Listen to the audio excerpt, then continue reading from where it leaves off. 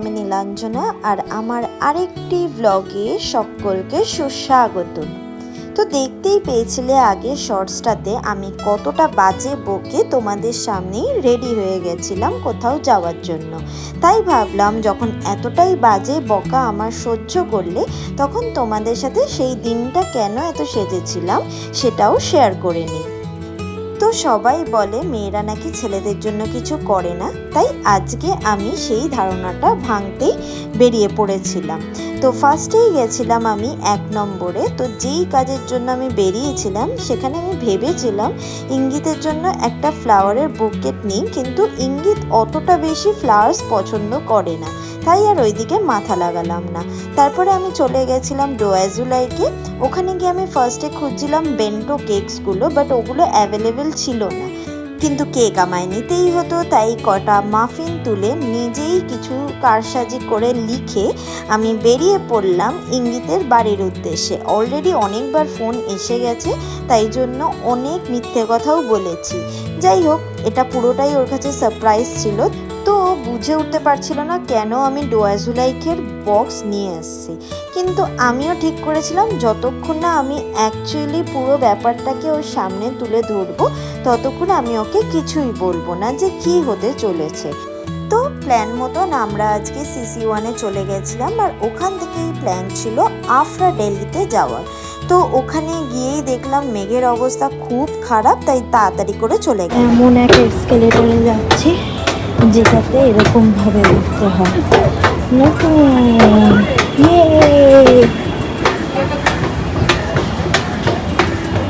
এসকেলেটরটা আবার চলে, এটা আবার বন্ধ না।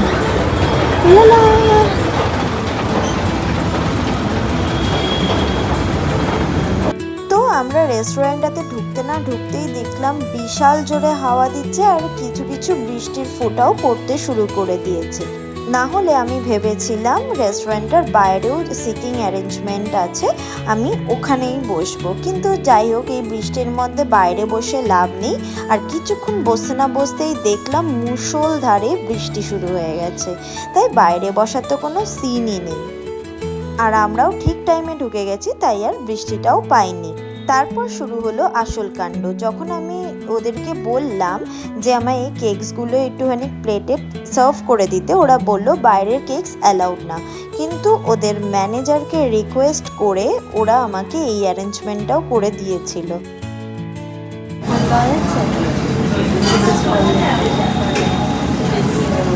Thank you. অ্যান্সার তো তুমি জানোই।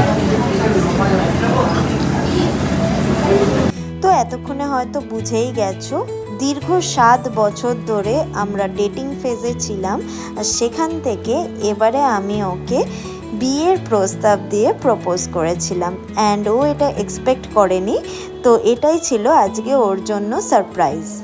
সত্যি বলতে আমি ইঙ্গিতকে খুব একটা সারপ্রাইজ দিতে পারি না, কারণ ও আমার সবই প্ল্যান ধরে ফেলে। এতদিনে ও আমার পুরো সব কিছু বুঝতে পেরে গেছে, আমি কখন কি করতে পারি না পারি ও সব বুঝতে পেরে গেছে। তাই জন্য ওকে সারপ্রাইজ দেওয়াটা খুব ডিফিকাল্ট, কিন্তু তাও এইটুকু সারপ্রাইজ দিয়ে আমি খুব খুশি।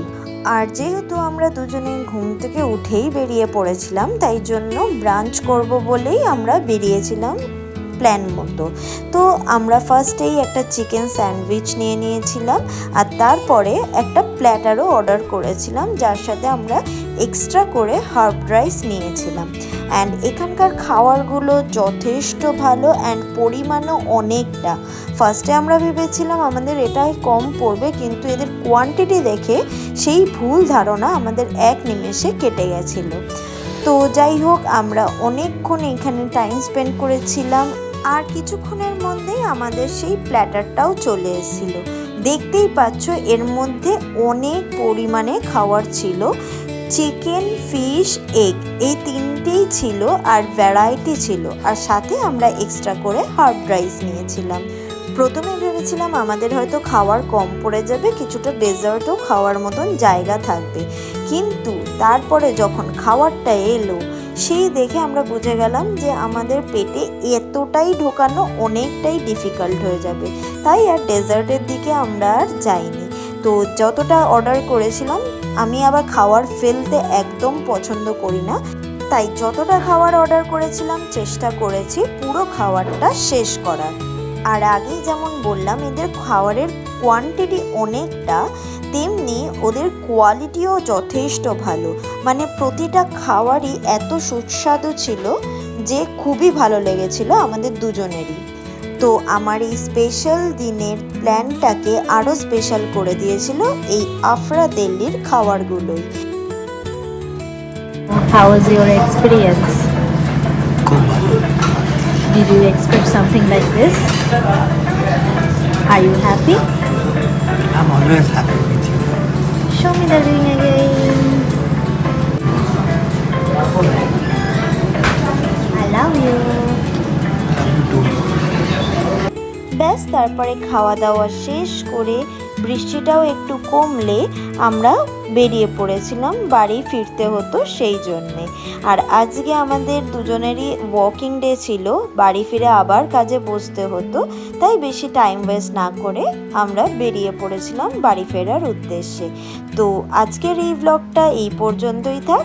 সবার এই ব্লগটা কেমন লাগলো ডেফিনেটলি আমাকে জানিও, আর ব্লগটা যদি ভালো লাগে একটা লাইক আর কমেন্ট করে দিও, আর আমাকে সাবস্ক্রাইবও করে রেখো। চলো টাটা।